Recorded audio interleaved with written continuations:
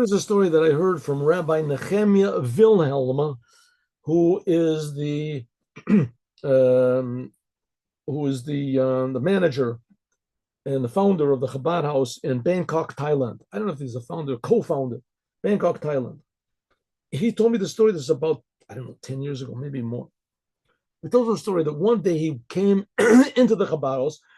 There was standing a young man there in front of the books, the sort of a library over there, the books in the shelf. And he asked the young man what he wants, and the young man said that he wants to learn about Judaism. So Rabbi Wilhelm said, okay, let's learn Judaism. Let's put on tefillin first. The young man was an Israeli. And the young man said, no. I'm not going to do any commandments. I just want to learn about Judaism. That's all I want to learn. So Rabbi Wilhelm said, okay. So he said, but you have to put a kippah on your head. He's willing to do it. That's the custom of the place. Puts on a kippah, and they sit and they learn. The young man was very intelligent. Rabbi Wilhelm even said to him, let's start from the beginning. You want to learn Judaism? What do you know about Judaism? He said, I don't know anything. He didn't know anything. There's a lot of people in Israel that are like that. That was the goal of Zionism, that nobody would do anything. We would be like everybody else, and then the whole world would like us. In any case, he didn't know anything about Judaism, but he said, okay, Rabbi Wilhelm said, let's learn from the book of Exodus. So he said, Exodus, Bereshit, is that a Jewish book? He didn't know anything.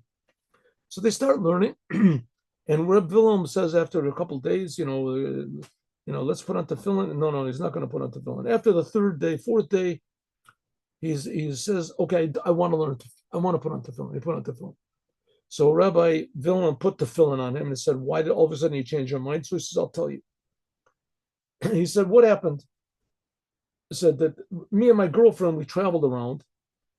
And we're traveling around the world. We're Israelis traveling around the world, and we're both totally against religion, any sort of religion, anything that even has a sort of near religion. We're against it. One day, my parents called me up, and they said that they would like it if I would come back home for a reunion. And my sister, she learns in university in Canada, that she has to, for her university work, she has to come back to Israel. So she'll be in Israel for a few days, and we can come back and we can spend a few days together. So my parents, they paid the ticket, and I asked my girlfriend. She said okay, and I went to Israel for a few days. It was the most wonderful time we could possibly have. One wonderful time. We were together. We were so intimate, and we're friendly, and we were talking and just loving. We danced together, and we sang together, and we cried together, and we laughed together. And we shared everything together with stories, and it was just wonderful. We hugged and kissed each other, and then we left. I was there for 2-3 days. I came back to Thailand, and I called home just to tell my mother that I had arrived, and my mother said that she has bad news, that when I got up, I was on the air in the plane. My father, who was a very healthy person, suddenly had a heart attack and passed away. So I felt very bad. We were totally non-religious people. There was no idea of sitting Shiva or anything like that. So I felt very bad about it.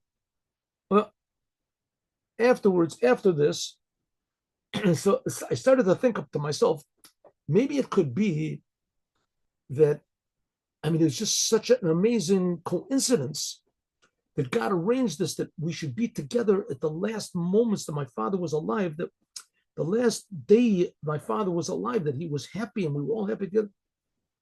And I talked to my girlfriend about it. She said, stop this God stuff. Maybe there's a God. It just happened. Things happen.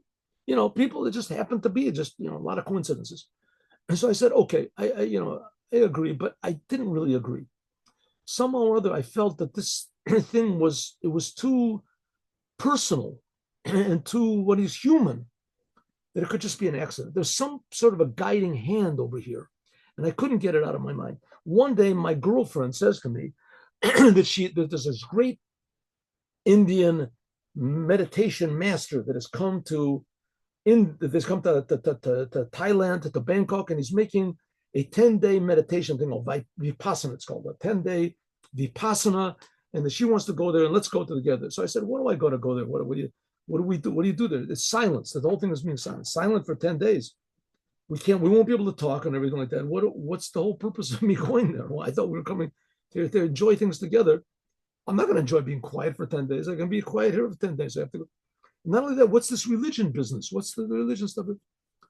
And so my girlfriend said that she really wants to go. So I said, listen, I got these big doubts that maybe God does exist. And I see that there's a Chabad house here. So I want to go and learn about Judaism. I want to just learn what's wrong with it. It's another topic in the world. It's a forbidden topic. I want to go and learn about it. I don't know anything about Judaism. So you go to your Vipassana thing and I'll come over here to Chabad. And that's why I came to learn. Now you ask me why I all of a sudden put on tefillin today. Why? So I'll tell you. Said I called home just to see how my mother is doing.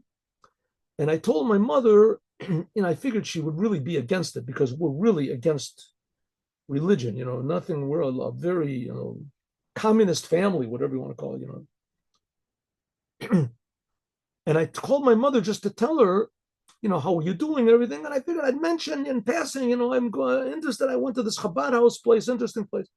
My mother said, oh, you went to Chabad? That's very good.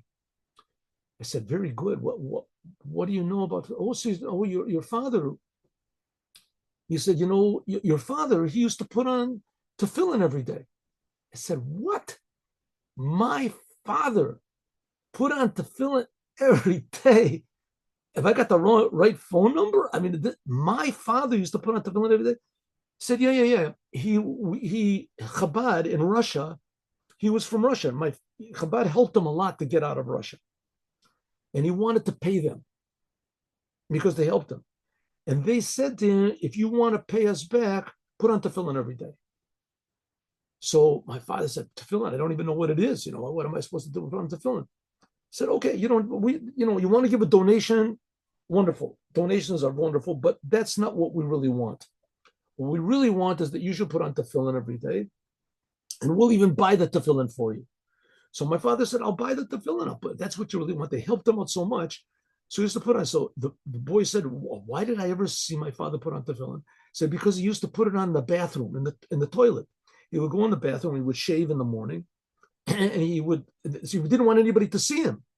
So who puts tefillin on in the toilet? No, he puts on. It's forbidden to put on in the toilet. It's not. Listen, it's not the end of the world, but it's not permissible to put on tefillin. It's better to put it on in the toilet than not to put it on at all. But it's not. But he used to put on in the toilet. He didn't know it was forbidden. He just knew that it was a quiet place and it was silent, and no one would. He used to put on every day. Would put on tefillin in the bathroom, in the toilet. So I said, "What? My father used to put on tefillin every day, and you're asking me to put on tefillin?" That's why I decided to put on tefillin.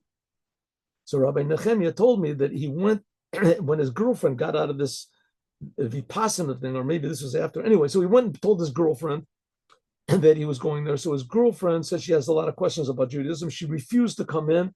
No way was she going to step foot into this. So every day would come in the morning with these questions that his girlfriend would answer, and the rabbi would give the answers, and he would write them down, and they would talk about it until finally his girlfriend started to come in also, he said. And that's it. That's the end of the story. His girlfriend also came. Rabbi Nehemiah told me that 5 years later, something like that, he was in Sfat. He came to Israel, and he was giving lectures over there in the girls' school. And someone came up to him in the middle, put his and from behind him, put his hand. Guess who? They said, I don't know. He turned around, and there was a fellow with a beard. He said, you remember me? He said, no, I don't remember you.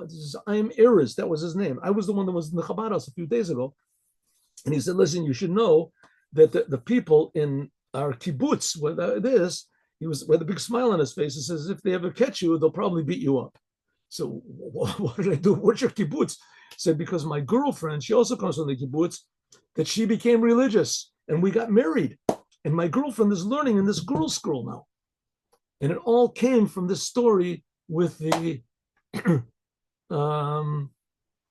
trip to Thailand, the trip to Israel, and the miraculous set of occurrences that brought these two people to come and reveal their Judaism.